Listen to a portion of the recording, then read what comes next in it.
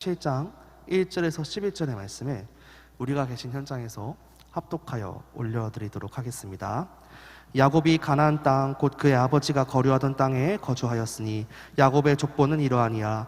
요셉이 17세의 소년으로서 그의 형들과 함께 양을 칠 때에 그의 아버지의 아내들 비라와 실바의 아들들과 더불어 함께 있었더니 그가 그들의 잘못을 아버지에게 말하더라. 요셉은 노년에 얻은 아들이므로 이스라엘이 여러 아들들보다 그를 더 사랑하므로 그를 위하여 채색옷을 지었더니 그의 형들이 아버지가 형들보다 그를 더 사랑함을 보고 그를 미워하여 그에게 편안하게 말할 수 없었더라. 요셉이 꿈을 꾸고 자기 형들에게 말하매 그들이 그를 더욱 미워하였더라. 요셉이 그들에게 이르되 청하건대 내가 꾼 꿈을 들으시오. 우리가 밭에서 곡식단을 묶더니 내 단은 일어서고 당신들의 단은 내 단을 둘러서서 절하더이다. 그의 형들이 그에게 이르되 내가 참으로 우리의 왕이 되겠느냐, 참으로 우리를 다스리게 되겠느냐 하고 그의 꿈과 그의 말로 말미암아 그를 더욱 미워하더니 요셉이 다시 꿈을 꾸고 그의 형들에게 말하여 이르되 내가 또 꿈을 꾼즉 해와 달과 열한 별이 내게 절하더이다 아니라. 그가 그의 꿈을 아버지와 형들에게 말하매 아버지가 그를 꾸짖고 그에게 이르되 내가 꾼 꿈이 무엇이냐, 나와 내 어머니와 내 형들이 참으로 가서 땅에 엎드려 내게 절하겠느냐. 그의 형들은 시기하되 그의 아버지는 그의 말을 간직해 두었더라. 아멘. 후대에게 전달되어야 할 바톤이란 말씀으로 변종혁 주목님 말씀 전해주시겠습니다.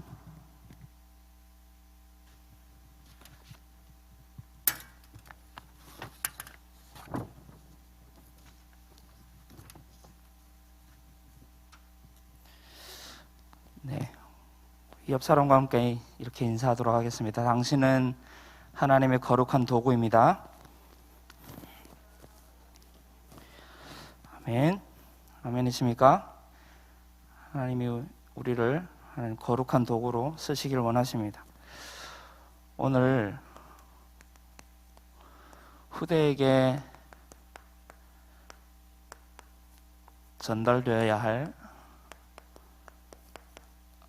바톤이라는 제목으로 말씀을 나누도록 하겠습니다. 서론에서 복음을 가장 선명하고 정확하고 명확하고 가장 좀 자신감 있게 얘기한 성경 구절이 저는 요한복음 19장 30절이라고 생각을 합니다. 가장 복음을 명확하고 하나님의 어떤 마음이 전달되는 구절이 아닐까. 예수께서 신포도주를 받으신 후에 뭐라고 하셨죠? 다 이루었다 하시고 머리를 숙이시니 영원히 떠나가시니라. 십자가 위에서 가장 마지막에 하신 말씀이거든요. 그렇다면 너무 중요한 말씀이겠죠. 그래서 지난주에는 우리가 복음, 구원 하나로 우리 다 받았다 그랬는데요. 복음은 다 끝난 것인 줄로 믿습니다. 복음은 다 끝났다. 여러분 혹시 안 끝내신 문제가 있고 끝내지 않은 고민이 있다면 오늘 끝내시기 바랍니다. 왜냐하면 복음은 다 끝난 겁니다. 이제 안양 동보교회 저희 목사님도 존경하시는 안양 동보교회 김동건 목사님께서 제가 신학교 다닐 때 가끔씩 와서 이제 특강을 해주신 적이 많이 있었는데 그때마다 이제 하셨던 말씀이 자기는 유 목사님 만나기 전에도 어느 정도 목회가 성공되어졌고 예수 그리스도에 대해서도 너무 깊이 알고 있었고 다 있었는데 딱 하나 자기가 몰랐던 게 있었다. 그게 뭐냐? 자기는 너무 안 끝나가지고 안 끝난 있는 많은 문제들이 있는데 키 조그마한 분이 나와가지고 다 끝났다라는 거예요. 그거 듣고 충격받아가지고 그래 다 끝났는데 내가 나의 문제를 이렇게 내가 안 끝났구나. 예수는 다 끝냈다고 했는데 내가 안 끝났구나. 그거 깨닫고 나서 본격적으로 메시지에 집중하기 시작하셨다고 이렇게 이제 간증하는 것을 많이 들었습니다. 처음에는 저도 이제 위로로 들었습니다. 다 끝났다. 그냥 위로로. 근데 성경을 확인해 보니까요, 다 끝나신 게 확실하더라고요. 다 끝냈는데 내가 인정하지 않는 겁니다. 내 자녀 문제, 내 사업장의 문제, 내 현장의 문제들을 끝났는데 내가 인정하지 않는 거예요. 그러면 도대체 뭐가 다 끝났다는 거냐라고 했을 때, 우리의 인생의 근본 문제가 끝난 거잖아요. 인생의 근본 문제 어디서 시작됐죠? 하나님을 떠나서 온 이 인생의 근본 문제잖아요. 하나님 떠나서 사단과 저주와 지옥의 배경 속에 영원히 우리가 이제 있을 수밖에 없는, 그죠? 이게 인생의 근본 문제인데 이걸 끝내셨다라는 겁니다. 근데 우리 보통 이거 저도 잘 안 믿었거든요. 전도사 때도 잘 안 믿었어요. 아니, 뭐가 대체 끝났다는 거지? 네, 지금 현실은 개차밥인데. 자, 끝냈대요. 끝났대요. 근데 어느 날 하나님이 깨달음을 주시더라고요. 좀 이제, 우리 렘넌트도 그렇고, 우리 성도님들이 양육의 현장을 좀 많이 가보셨으면 좋겠어요. 다락방 현장을요. 하나님 지혜 주세요. 그 사람에게 해야 될 말을 주신다니까요. 이게 언제 깨달았냐면, 합숙가 가지고 어떤 이제 믿음이 부족한, 나도 믿음이 부족한 주제에, 믿음이 부족한 이 분에게 이제 막 팀사역을 내가 하게 된 거예요. 전도사니까 또 말은 2분 살아가지고 막 이제 얘기를 해주는 거예요. 얘기해주면서 얘는 지금 자기 현실의 문제가 너무 많은 거예요. 막 했다는 거예요. 근데 이번 강의에 보니까 다 끝났다는데 대체 뭘 끝났냐고 나한테 그러는 거예요. 글쎄다. 나도 지금 내 문제가 안 끝난 것 같은데. 그때 이제 하나님 지혜 주시라고요. 저 나무를 봐라. 저 나무가 지금 땅에 뿌리를 박혀 있기 때문에 저 나무가 살아있는 거지. 저 나무가 땅을 떠나는 순간 이미 끝난 거 아니냐. 그 나무는 죽은 거다. 다시 그 땅을 만나지 않는 이상 그 나무는 죽은 거다. 다 끝났다는 말이 무슨 말인지 아냐. 이미 그 근본이 끝난 거다. 뽑아진 거다. 근데 우리는 그 잎사귀를 보고 거기서 나오는 그 진물을 보고 진을 보고 우리는 늘 문제 아니냐 이거 언제 끝났냐 이게 이렇게 얘기하지 않냐 우리가. 그러면서 지혜를 주셨어요. 그때 제가 깨달은 게 그래 끝났구나. 끝났는데 내가 속고 있구나 지금.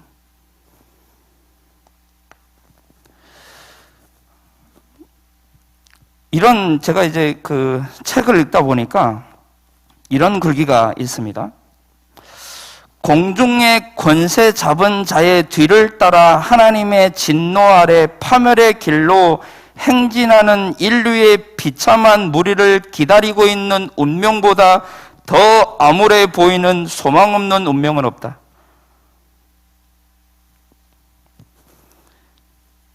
이 속에서 사단의 그 저주 속에서 파멸의 길로 행진하는 인류의 그 멸망하는 그 무리를 기다리고 있는 운명보다 더 비참한 운명은 없다는 거예요.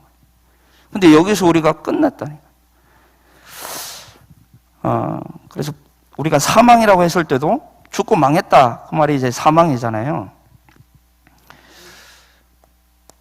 복음은 뭐죠? 복음은 과거와 현재와 미래에서 해방받은 것이 그건 복음입니다. 복음. 우리 이제 신학교에서 복음이 무엇이냐라고 했을 때 이렇게 여기에 정답이거든요. 우리 과거의 문제에서 현재의 문제에서 미래의 문제에서 구원을 받았는데요. 그 과거 문제는 우리가 아직 이 인생의 근본 문제가 해결되지 않았으면 늘 이게 여기에 있어야 돼요. 사단에게 있어야 되고요. 이게 우리의 과거여야 돼요. 그러면 현재는 당연히 저주가 아래에 있어야 돼요. 미래는 당연히 지옥 가야 돼요. 근데 여기서 우리가 구원을 받았거든요.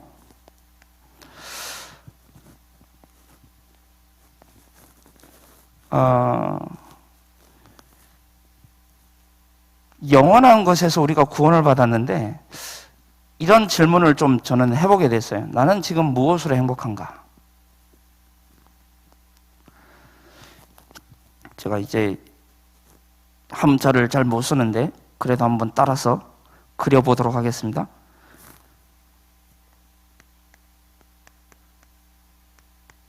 이게 뭔 것 같아요?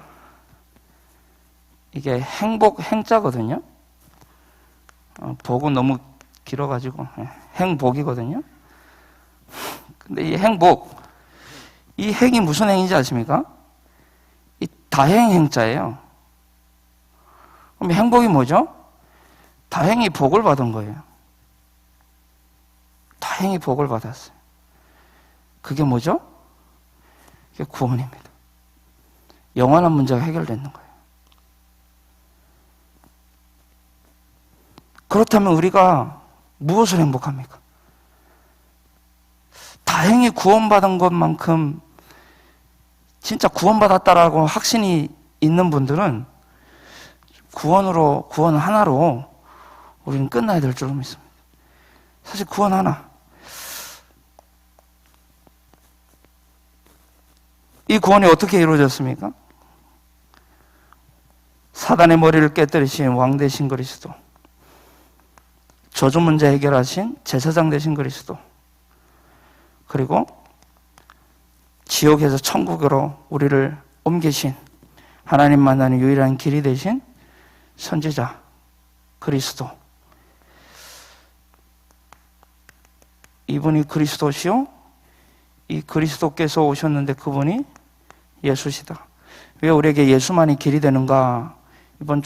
이번 달에 이제 화해 집회 때 주신 말씀이죠. 왜 예수만이 길이 되는 거예요? 예수만이 그리스도니까. 예수만이 우리에게 참 행복 줄 수 있는 구원자이시니까. 예수만이 사단 저주 지옥의 영원한 배경에서 빠져나오도록 할 수 있는 유일한 길이니까. 그래서 예수만이 길이 되는 거예요. 여기서 나오는 게 그리스도의 당위성이죠. 왜 우리에게 예수만이 길이 되는지, 왜 그리스도여만 하는지. 오늘도 이제 목사님 모시고 또 우리 중직자 두 분 모시고 예전에 한번 이제 우리 단톡방에 올렸던 우리 4층에 살던 정지민 랩런트의 어머님 이제 위암 사기로 병원에 계신데 가셔서 목사님 복음 전하셨어요. 그래서 구원받았어요. 영원한 행복을 그분은 받으신 거예요. 그분이 믿든 안 믿든, 조금 믿든 적게 믿든 많이 믿든 조금 믿든 그분은 영원한 구원 받으신 거예요. 근데 그 현장에서 뭐가 선포됐냐? 다른 게 아니에요. 이게 선포된 거예요. 저는 그 인생 나는 끝났다고 보거든요. 구원받았다. 그러면 그 인생은 끝난 겁니다. 그죠? 죽는 거는 질병이 있어가지고 내가 조금 이제 일찍 죽는 게, 혹은 좀 빨리 죽는 거, 아니면 조금 늦게 죽는 거, 그게 차이지. 그 차이도 뭐 100년, 길어봐야 100년이죠. 그러면서 목사님께서 예수님 영접하지 않았냐? 그러면 이미 예수님 영접했으면 그 예수의 이름이 당신의 질병을 어떻게 할지 모른다.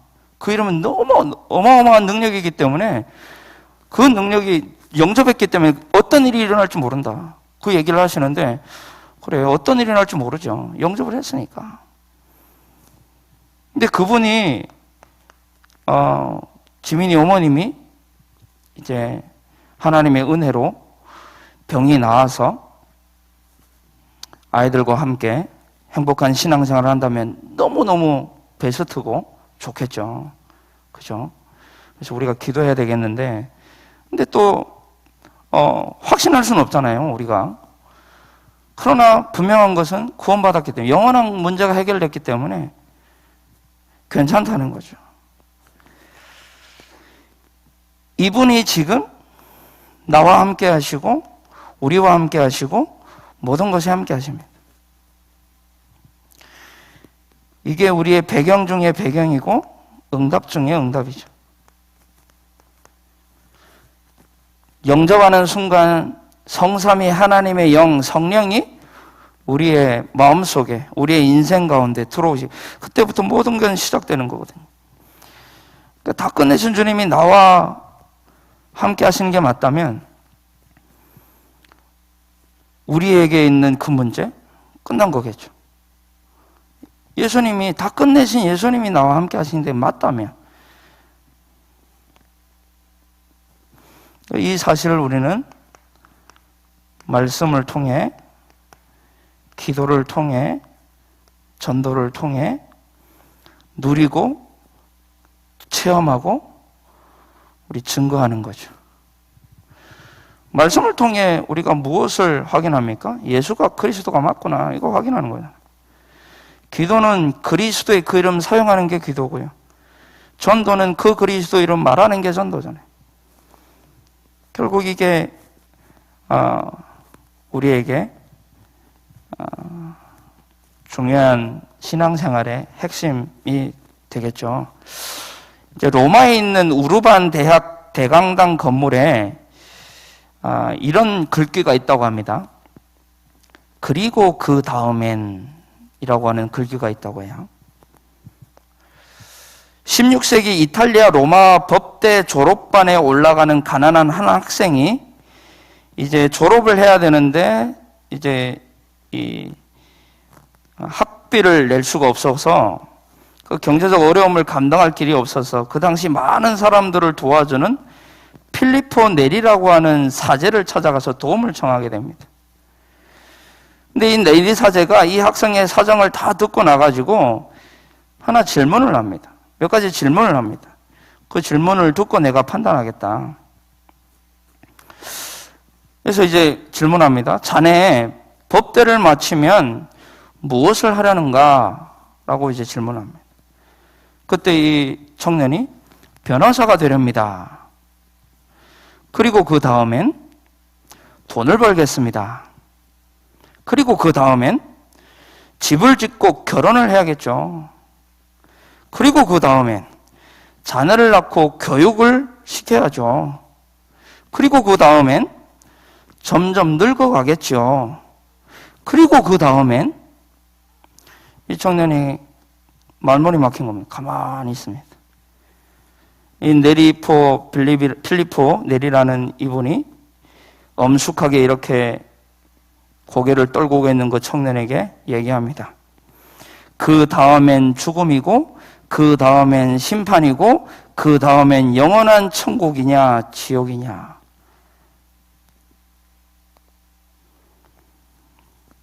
이거 얘기했더니 이 청년이 뇌리에 계속 이제 이 말이 박혀 있는 거예요. 그리고 그 다음엔 영원이다, 영원이다, 영원이다, 영원이다. 나는 영원한 지옥에 갈 것인가, 나는 천국에 갈 것인가. 그래서 이 청년이 그 고민하다가 법대를 때려치고 이제 신학교로 들어갑니다. 들어가서 하나님의 신실한 일꾼이 되었다는 그런 스토리가 있는데요. 기껏, 그래, 이 필리포 네리가 굉장히 중요한 말 중에 하나가, 당신은 기껏 죽기 위해 공부하는가? 기껏 죽기 위해서 지금 당신이 공부하려고 하냐? 그럼 나는 도와줄 수 없다. 기껏 죽기 위해서. 우리가 기껏 죽기 위해서 뭘 합니까, 지금? 기껏 죽기 위해서.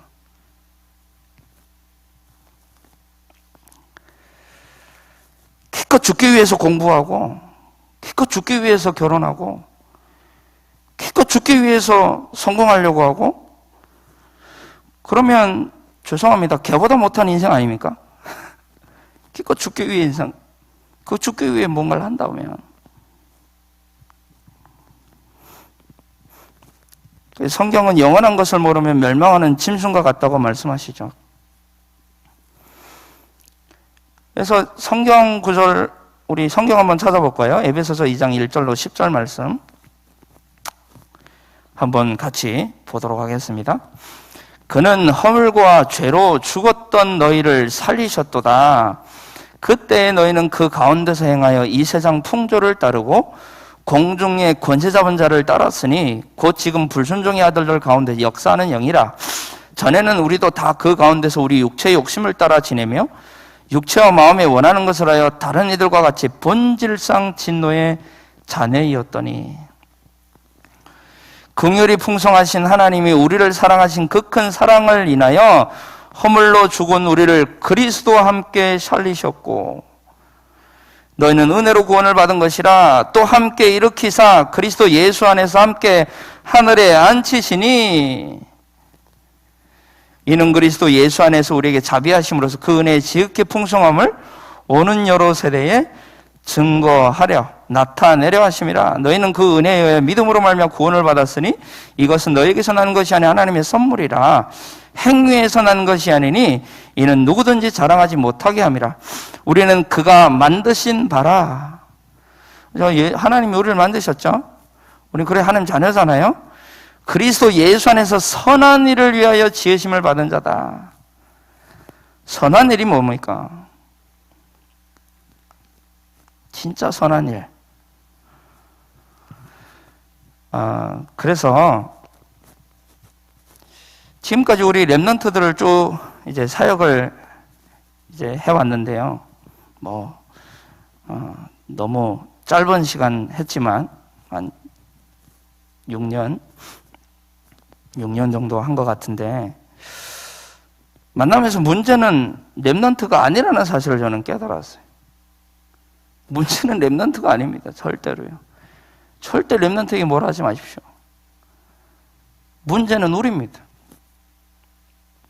진짜 저는 이걸 깨닫는데 얼마 안 됐습니다. 쟤는 왜 저럴까? 아니에요. 나예요, 나. 렘넌트 편을 듭니까? 예, 렘넌트 편을 듭니다.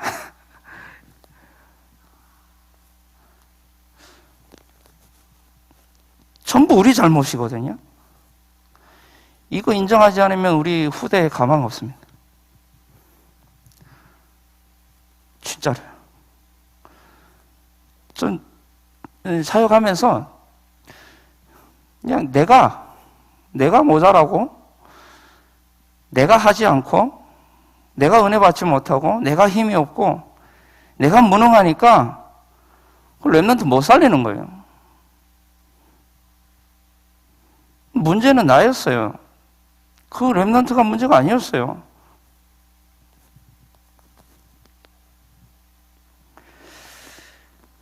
그래서 우리가 뭘 누려야 되냐면요.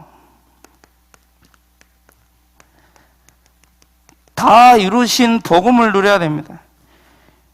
그래야 우리에게서 힘이 나요. 여기 이 힘으로 우리 렘넌트들을 살려야 돼요. 근데 우리가 이걸 못 누리고 있으면 렘넌트 안 살아나요. 못 살아나요. 하나님이 역사하시면 다 되겠죠. 예, 아멘, 할렐루야, 맞습니다.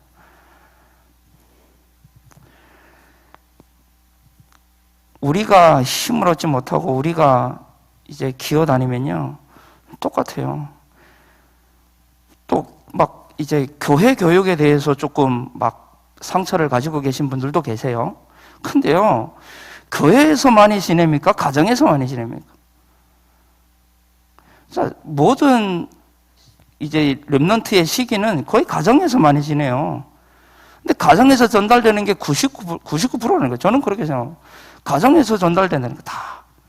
근데 우리가 못 누리면요, 어떻게 전달돼? 전달하는 게 아니라 전달되어야 한다니까요. 전달되어야 합니다.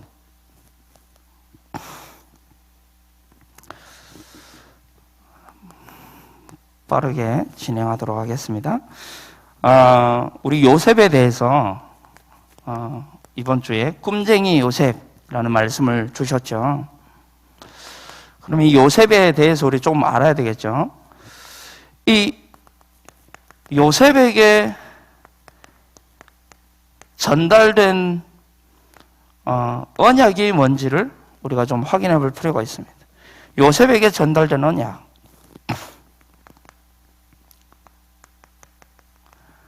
아브라함, 증조부죠. 요셉의 증조부 아브라함에게 결론적으로 말씀드리면 아브라함과 이삭과 야곱에게 하나님이 주신 언약이 요셉에게 전달된 거거든요. 우리에게 주신 언약의 바톤이 렘넌트에게 전달되어야 되거든요. 아브라함에게 증조부죠. 증조부에게 주신 언약이 뭐죠? 창세기 12장 1절에서 3절.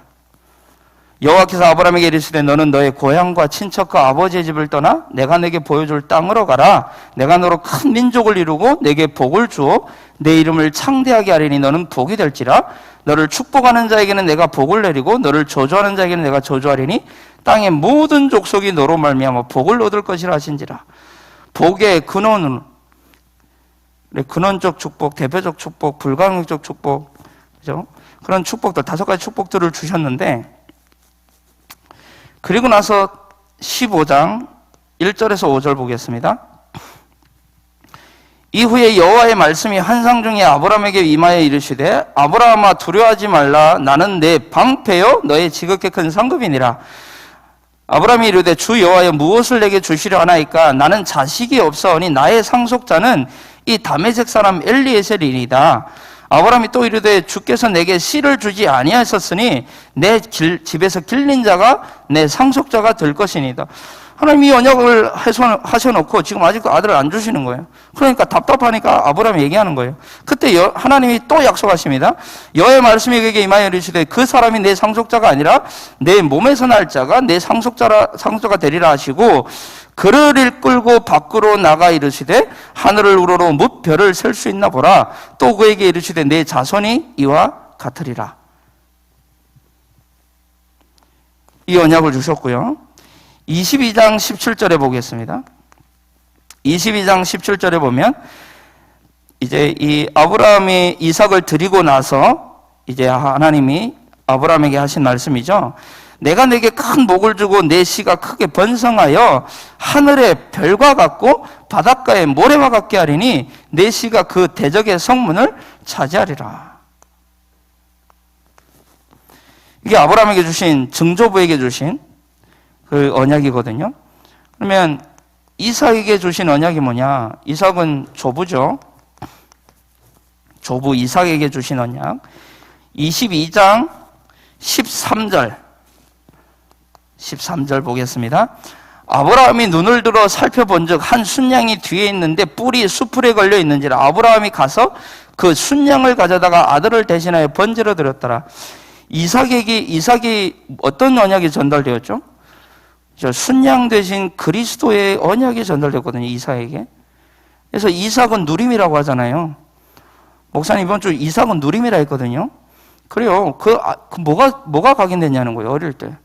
이거 각인됐거든요. 누린 거예요. 그리고 또 얘기하는 26장 2절로 5절 보겠습니다. 2절에서 5절. 여호와께서 이삭에게 나타나 이르시되 애굽으로 내려가지 말고 내가 내게 지시하는 땅에 거주하라. 이 땅에 거주하면 내가 너와 함께 있어 내게 복을 주고 내가 이 모든 땅을 너와 내 자손에게 주리라. 내가 내 아버지 아브라함에게 맹세한 것을 이루로 내 자손을 하늘의 별과 같이 번성하게 하며 이 모든 땅을 내 자손에게 주리니 내 자손으로 말미암아 천하 만민이 복을 받으리라. 이는 아브라함이 내 말을 순종하고 내 명령과 내 계명과 내 율례와 내 법도를 지켰음이라 하시더라. 이게 이삭에게 주신 언약이었거든요. 자, 그러면 아버지 야곱이죠. 이 아버지 야곱에게 주신 언약이 뭐냐? 창세기 28장 10절에서 15절입니다. 보면 야곱이 브엘세바에서 떠나 하란으로 향하여 가더니 한 곳에 이르러는 해가 진지라 거기서 유숙하려고 그곳에 한 돌을 가져다가 베개로 삼고 거기 누워 자더니 꿈에 본즉 사닥다리가 땅 위에 서 있는데 그 꼭대기가 하늘에 닿았고 또 본즉 하나님의 사자들이 그 위에서 오르락 내리락 하고 또 본즉 여호와께서 그 위에 서서 이르시되 나는 여호와니 너의 조부 아브라함의 하나님이요 이삭의 하나님이라 내가 누워있는 땅을 내가 너와 내 자손에게 주리니 내 자손이 땅에 티끌같이 되어 내가 서쪽과 동쪽과 북쪽과 남쪽으로 퍼져 나갈 것이며 땅의 모든 족속이 너와 내 자손으로 말미암아 복을 받으리라. 내가 너와 함께해서 내가 어디로 가든지 너를 지키며 너를 이끌어 네 땅으로 돌아오게 할지라. 내가 내게 허락한 것을 다 이루기까지 나를 떠나지 아니하리라 하신지라. 지금 라반 외삼촌 라반의 집으로 도주하는 중에 베델이라는 이 곳에서 하나님을 만나는 장면이잖아요. 지금 이삭 아버지를 떠나가지고 에서를 형의 복을 대신 받고 도둑질하고 그래놓고는 지금 이제 라반의 집으로 도주하는 가운데 하나님이 꿈속에 나타났습니다. 그때 주신 언약이거든요. 하나 더 보겠습니다. 32장 27절 28절 32장 27, 28 그 사람이 그에게 이르되 내 이름이 무엇이냐 그가 이르되 야곱이니이다. 그가 이르되 내 이름을 다시는 야곱이라 부를 것이 아니요 이스라엘이라 부를 것이니 이는 내가 하나님과 및 사람들과 겨루 이겼습니다. 야복강에서 천사와 씨름을 하는데 그게 하나님이었잖아요. 천사 씨름하면서 받은 이름이 이스라엘이었죠. 이게 이 언약을 주신 겁니다. 야복강에서.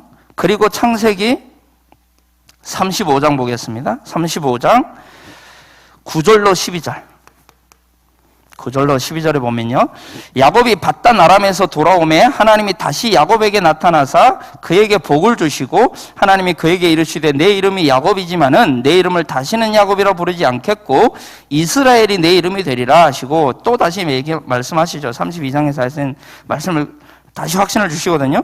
그가 그의 이름을 이스라엘이라 부르시고 하나님이 그에게 이르시되 나는 전능한 하나님이라 생육하며 번성하라. 한 백성들의 총회가 내게서 나오고 왕들이 내 허리에서 나오리라. 내가 아브라함과 이삭에게 준 땅을 내게 주고 내가 내 후손에게도 그 땅을 주리라 하시고, 이게 이제 아버지 아브라함, 이삭, 야곱에게 주신 언약인데 이 언약이 이 요셉에게 전달이 됩니다. 그 증거가 어디 있죠? 오늘 읽었던 37장 9절입니다. 9절에 요셉이 다시 꿈을 꾸고 그의 형들에게 말하여 이르되 내가 또 꿈을 꾼즉 해와 달과 11별이 내게 절하더이다. 전부 이 언약입니다. 아브라함과 이삭과 야곱에게 주신 그 언약이 누구에게 전달됐냐면요, 요셉에게 전달된 겁니다. 전달되었어요. 계속 얘기하잖아요. 생육, 번성, 계속 네 민족이 복을 받게 될 것이다. 계속 얘기하잖아요. 그래서 결국 이 요셉에게 전달된 게 뭐냐라고 했을 때는 저는 이런 것 같아요. 정체성이 계속 전달된 것 같아요. 확실한 정체성. 네가 누구냐는 거예요. 제가 이번 주 중고등부 이제 강단에서 렘넌트들에게 나의 정체성을 모르면 바멍이라고 했어요. 바멍이 뭔지 아십니까? 바보 멍청이. 나의 정체성을 모르면 바보 멍청이. 요셉에게 전달된 게 이거였습니다. 정체성. 한 단어로 얘기하자면요. 그리고 성경 구절 한 구절로 얘기하자면요, 창세기 1장 27절 28절 말씀이 야곱에게 딱 정리가 됐습니다. 요게 분명 말씀하시잖아요. 한번 읽어볼까요? 하나님이 자기 형상 곧 하나님의 형상대로, 누군지 아는 거예요. 하나님의 형상. 그래서 하나님의 생기를 가진 자, 에덴의 축복을 가진 자, 사람을 창조해서 남자 여자를 창조하시고, 그리고 말씀하시죠. 하나님이 그들에게 복을 주시며 하나님이 그들에게 이르시되 생육하고 번성하여 땅에 충만하라. 땅을 정복하라. 바다의 물고기 하늘의 새와 땅에 움직이는 모든 생물을 다스리라. 이 말씀이 언제 이제 성취됐죠? 출애굽기 아닙니까? 요셉을 통해서 70명의 가족이 넘어가가지고 거기서 이 말씀을 성취했어요. 출애굽기 1장에 보면 똑같은 이 말씀이 나옵니다. 번성하여 충만해졌더라. 그래서 그게 너무 두려워가지고 바로왕이, 이제 요셉을 모르는 바로왕이 이제 아이들을 죽이는 그런 정책을 쓰잖아요.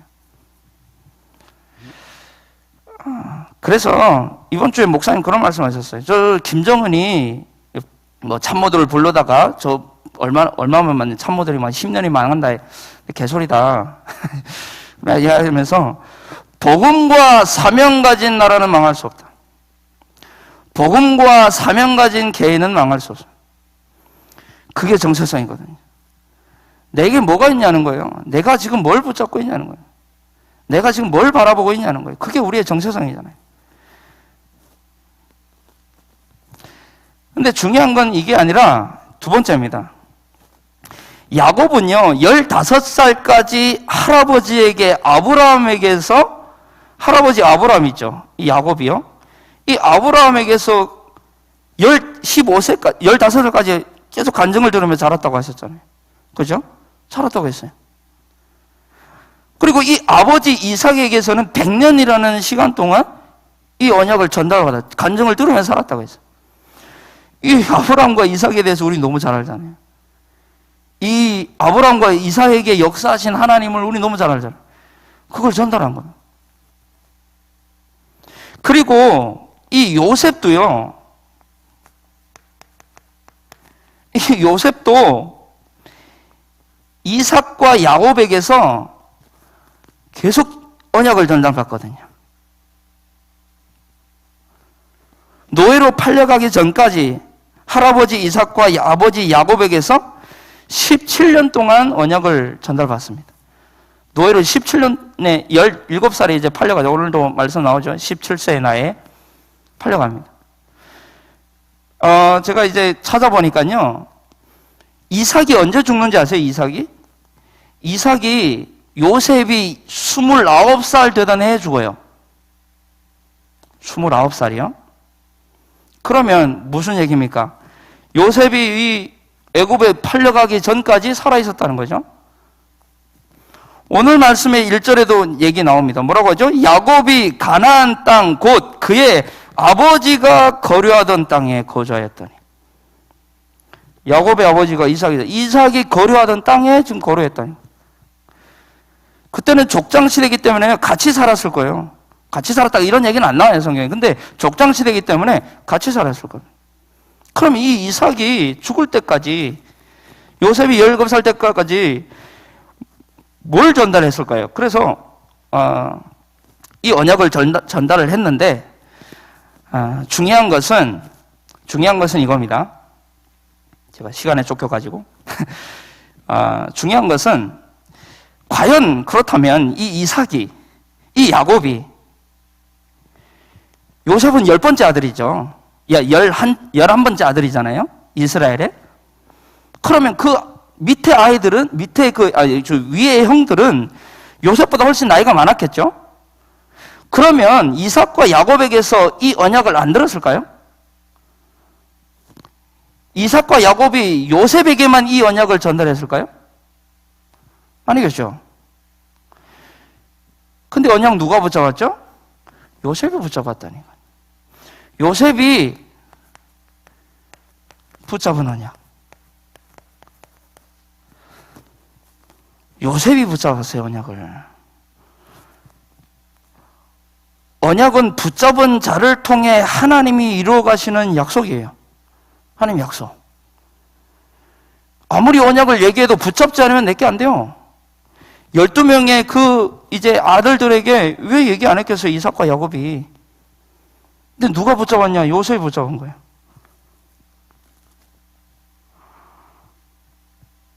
구원은 우리의 선택이 필요가 없어요. 그죠?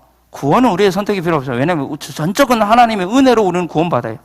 구원받은 자는 붙잡아야 돼요. 언약 붙잡아야 돼요.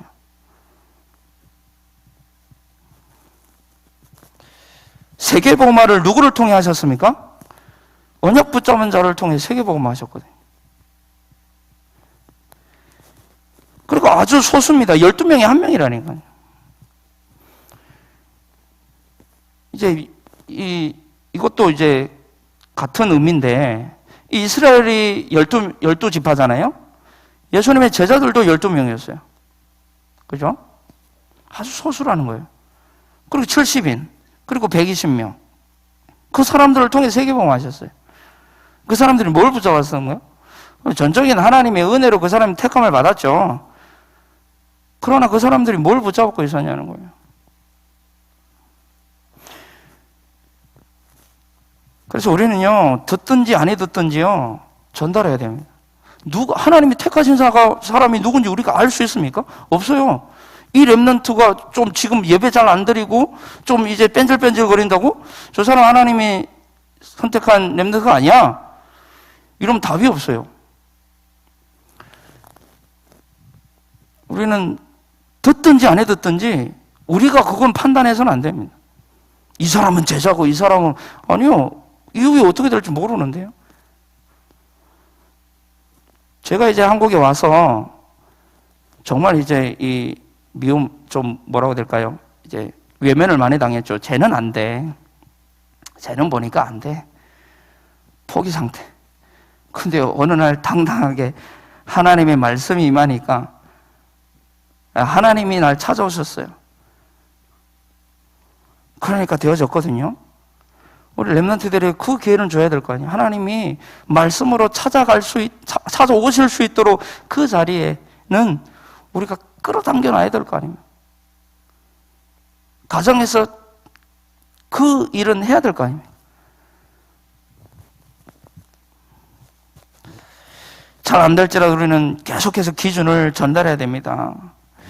이제 가디언즈 오브 툰드라라는 이제 그 다큐가 있더라고요. 이번에 찍은 건데 10년 이제 동안 툰드라 지역에서 찍은 영상들인데 거기 보면 툰드라의 법칙이라고 나옵니다.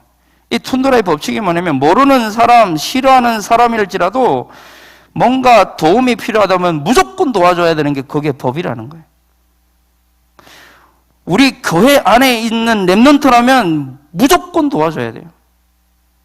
무조건. 어떤 사람일지라도 이거 전달돼야 돼요. 간단하게 창세기 22장 13절에 순양의 이 언약이 요셉이 붙잡은 언약이거든요. 이삭에게서 그 얘기 계속했겠죠. 나 대신에 저 순양이 죽었다. 그게 구원이다. 그게 그리스도다. 얘기를 했겠죠. 이 요셉이 붙잡은 언약. 창세기 26장 12절에서 25절에 보면 이삭이 가는 곳마다 이제 샘을 파는데 가는 곳마다 샘물이 나와요. 가는 곳마다. 그러니까 이걸 누가 보냐면요. 26절에서 33절 볼까요? 이걸 누가 보냐면 아비멜렉이 그 친구 아우삿과 군대 장관 비골과 더불어 그랄에서부터 이삭에게로 온 자. 그랄에서 쫓아냈거든요. 너무 시기해가지고 이삭을 쫓아내요. 그랄에서. 근데 그랄에서부터 지금 이삭에게 찾아와요. 찾아와서 뭐라고 얘기하냐?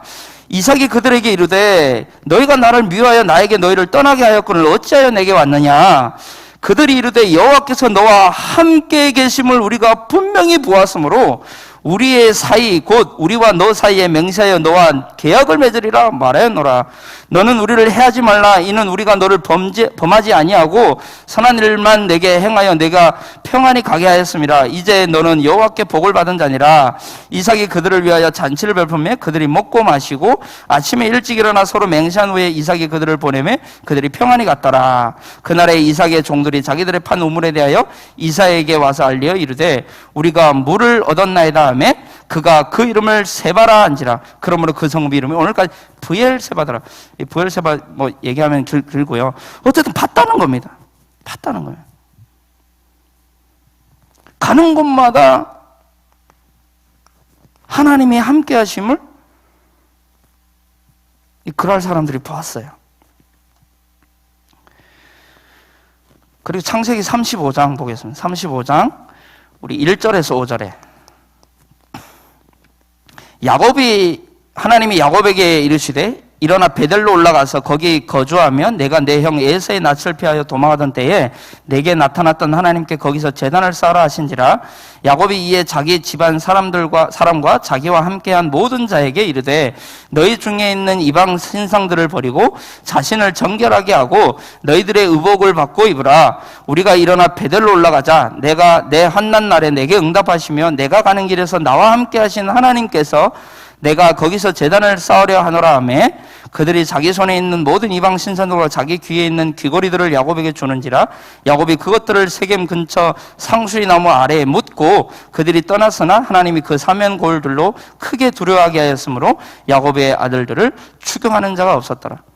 지금 이 사건이 언제 일어났죠? 디나 강간 사건 이후에 일어난 지금 스토리잖아요. 이 야곱이 하나님이 분명히 야곱이 맹세했거든요. 내가 베델로 와서 다시 하나님 앞에 11조도 드리고 예배하겠습니다 라고 해놓고 지금 33장에 보면 야곱은 숫곳에 이르러 자기를 위하여 집을 짓고 그의 가축을 위하여 우리간을 지었으므로 그 땅에 이르러 지금 베델로 올라갈 생각이 없는 거예요 지금. 그러니까 하나님이 이 디나 사건 터뜨려가지고 베델로 올라가라. 그때 야곱에게 베델로 올라가자. 야곱이 어떤 사람이에요? 인본주의의 대가잖아요.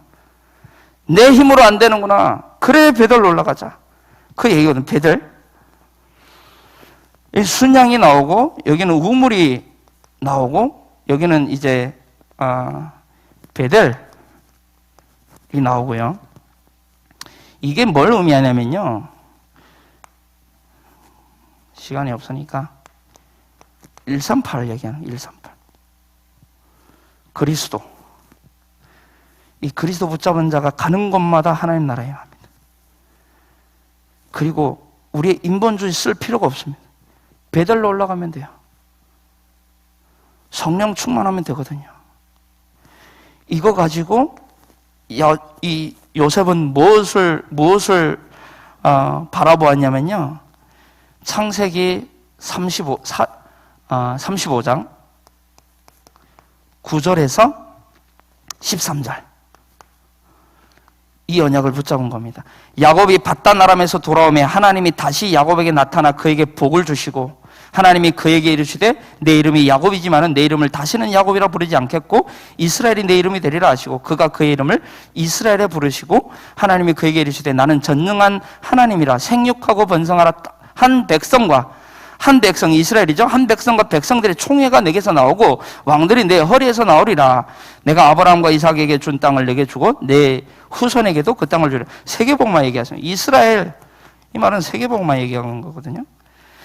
이 요셉이 이걸 붙잡은 겁니다. 오늘 말씀에 37장에 요셉이 그걸 본 거예요. 그럼 볼까요? 이 2절에 보니까요. 37장 2절에 보면 요셉이 17세에 소년으로서 그의 형들과 함께 양을 칠 때에 요셉은 형들과 양을 함께 쳤습니다. 자 보세요. 3절에 보니까 요셉은 노년에 얻은 아들이므로 이스라엘이 여러 아들들과 그를 더 사랑하고 그를 위하여 채색 옷을 입혔어요. 그럼 채색 옷은 뭐냐면요. 일할 수 있는 옷이 아니에요. 일하지 않아도 되는 그 자리에 이 이삭이 갖다 놓은 거예요. 근데요, 요셉은 알았어요. 뭘 알았죠? 나 혼자 세계복음하는 거 아니다. 나 혼자 세계복음하는 거 아니야. 그래서 형들하고 계속 같이 형들과 함께 양을 쳤다잖아요. 양을 칠 필요가 없어요. 요셉은 양 칠 필요 없어요. 이제 옷 입은 그 자체가 일할 수 있는 그 자격이 안 돼. 요건을 못 갖춰요. 근데 요셉은 형들과 함께 하기를 원해요. 우리 7절에도 보면요. 그죠? 7절에도 보면 꿈을 꾸잖아요. 우리가 밭에서 곡식단을 묶더니 우리가 그러니까 요셉은요 진짜 어릴 때 언약이 확실했으니까 함께 가는 법을 알았다니까요. 나 혼자 틀 거야 그러지 않았어요. 절대 그러지 않았어요. 요셉은요 계속 얘기합니다. 우리가 형들과 함께 양을. 근데 형들은 뭐라? 형들은 점점 이 요셉을 미워하잖아요. 아니 형들을 미워했으면 요셉이 형들을 미워했으면 아버지가 그 형들 안 가요. 절대. 그 멀리 왜 갑니까? 근데 요셉은 가잖아요. 함께 가는. 뭘 알아요? 세계복음화 이 언약 알았다니까요. 한 백성이 내게서 하고 왕이 내 민족 하나님이 야곱 우리 아버지를 통해서 이 언약 이루시기를 원하시는구나. 그래 그렇다면 나 혼자 하는 거 아니구나 이게 함께 가는 거구나. 결국 우리 렘넌트들에게 전달될 건 이거거든요. 결론적으로 138의 언약이 전달돼야 됩니다. 전달하는 것도 중요한데요. 전달되어지는 게 더 무섭죠. 꿈에서 보일 만큼 요셉은 확실히 붙잡았어요. 제가 진짜 이 메시지 준비하는데 꿈에서 나와요. 꿈에서 막 메시지하고 있고 메시지 막 준비하고 있고요. 꿈에서 나온다니까요. 24대 이게 24구나. 지금 우리 렘넌트들에게 그럼 이게 왜 필요합니까? 왜 이게 전달돼야 됩니까? 렘넌트의 현장은 너무 암울해요. 뭐 지금부터 렘넌트들 시기에 무슨 치매가 온다잖아요. 치매가 온대요. 치매가 애들한테 얼마나 이걸 많이 봤으면.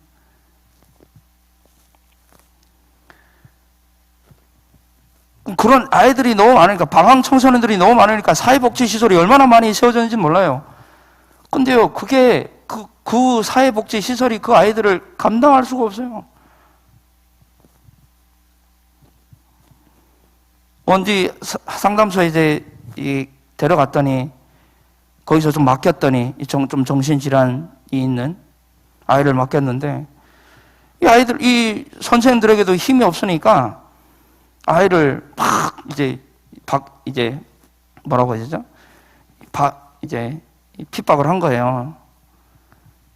학대를 한 거죠. 그래서 그 귀도 막혀가지고 죽었다고 연주소에 나온 거 봤는데 10명 중에 1명이 청소년 10명 중에 1명이 자살을 생각해 본대요. 마약이 학교 안을 파고 들어갔대요. 마약이요. 요즘 좀 이렇게 좀 핫한 게 뭐냐면 자해한 사진을 SNS 올려가지고 인증하는 그게 또 유행이 전에. 도박도 지금 해요. 애들이 도박도 하고요. 그러다가 4천만 원 빚진 청소년도 있다고 하는데 가출 청소년들 너무 많고요. 차량 절도 해가지고 가다가 사고 나가지고 사람 중에 인명피해 나고 얼마나 많은데요. 근데 정말 미안하지만 렘넌트들 가운데도 이런 렘넌트가 있다라는 거예요. 저는 만나고 있어요.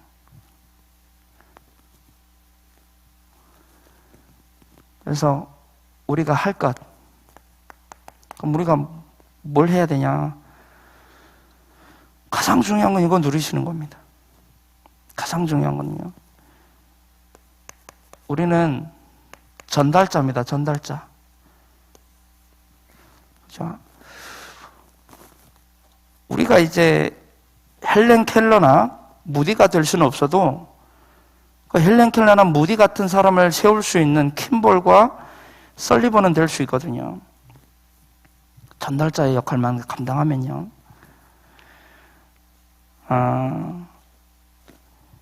잠언 22장 6절에 마땅히 행할 길을 아이에게 가르치라. 마땅히 행할 길이 어디 있죠?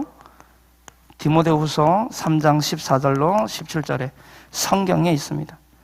성경대로 성경적인 교육이 필요합니다. 여기에 보면 의로 교육하게 유익하니, 의로 교육하게 유익하다. 악한 시대예요. 그러면 이 성경의 핵심이 뭡니까? 요한복음 5장 39절에 성경이 말하고 있는 모든 것은 그리스도잖아요. 이 성경이 내게 대하여 기록한. 그럼 예수님을 우리가 본받는다고 했을 때 이게 얘기거든요. 예수님을 본받아야 돼요. 우리 렘넌트들이 예수님을 본받을 수도. 예수님이 하신 사역, 예수님이 가신 그 길 갈 수 있도록.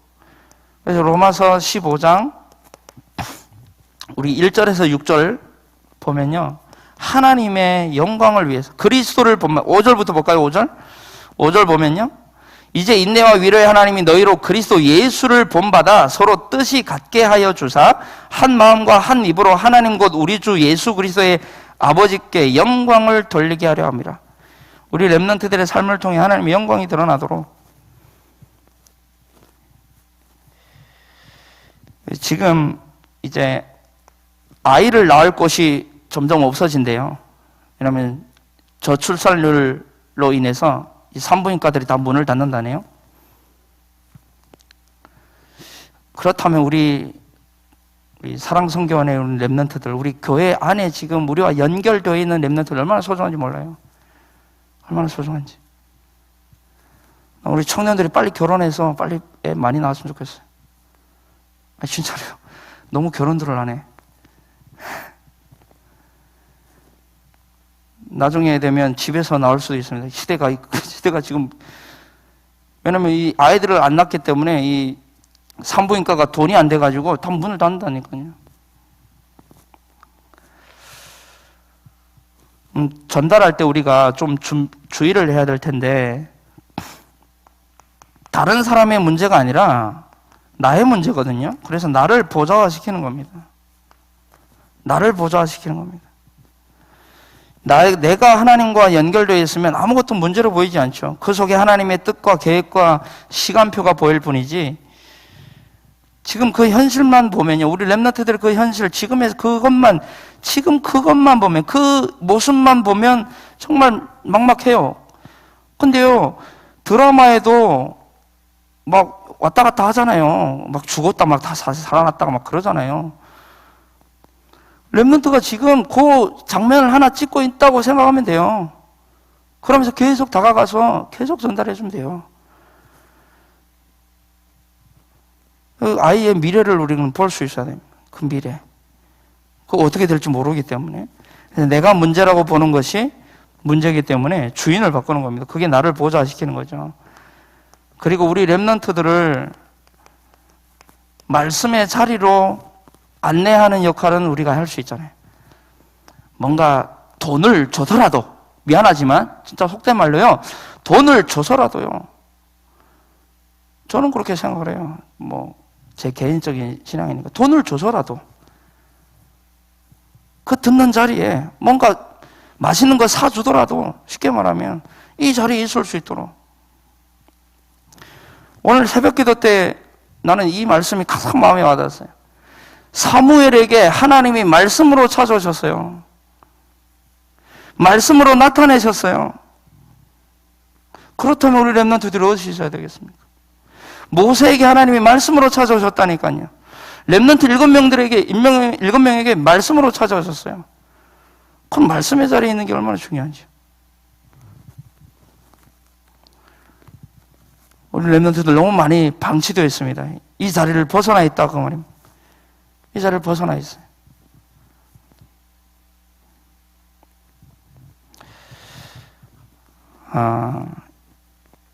이제 이런 얘기가 있습니다. 해와 바람이 한 나그네의 옷을 벗기기로 이제 내기를 합니다. 바람이 당당하게 얘기를 합니다. 내가 바람을 강하게 불어서 저 나그네의 옷을 내가 벗길 거다. 네 한번 잘 봐라, 해야. 그래서 확 바람을 막 어마어마한 강풍을 불어댑니다.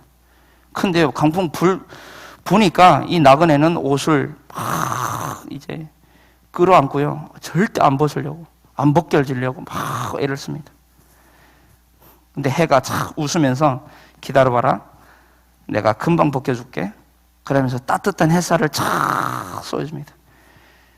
이 아이가 얼마나 따뜻한지 더워가지고 이 나그네 가서 옷을 다 벗었다. 막 강하게 할 필요도 뭐 없지 않아 있겠죠. 근데 바람처럼 강한 거 말고요. 따뜻하게. 해처럼. 결국 이 말씀의 자리에 우리 렘넌트들을 끌어와야 되는 이유는 신명기 6장 4절로 9절입니다. 그죠? 이스라엘아 들어야 돼. 듣지 않으면 안 돼. 들어야 돼요. 그러면 10절에서 15절 내가 심지 아니한 모든 것 내가 주겠다.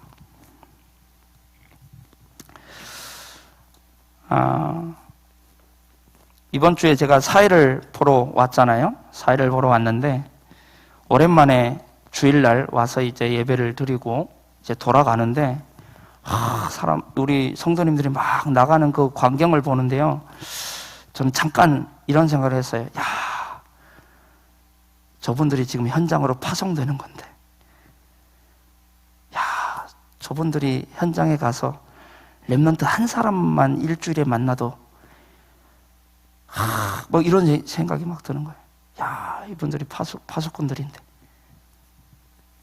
그러면서 굉장히 마음이, 가슴이 막 뛰더라고요. 그래.